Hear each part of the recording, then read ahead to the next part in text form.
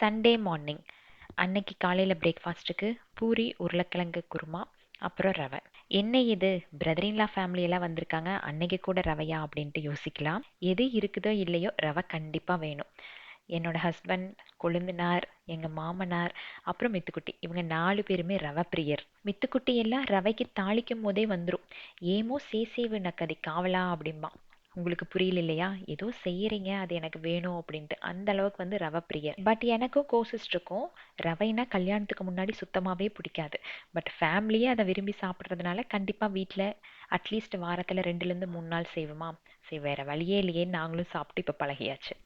So இதிலிருந்து நான் கேட்க வர்றது என்னன்னா, கல்யாணத்துக்கு முன்னாடி சில ஃபுட்டு பிடிக்கும், அது வந்து கல்யாணத்துக்கு அப்புறம் விட்டுருப்போம். சிலது வந்து பிடிக்காது, இப்போ வந்து அது நல்லா சாப்பிட்டு பழகியிருப்போம். ஏன்னா ஃபேமிலியில் எல்லாரும் அது விரும்பி சாப்பிட்றதுனால. அப்படி என்ன ஃபுட் அப்படின்னு நம்மளோட கமெண்ட்ஸில் ஷேர் பண்ணுங்கள்.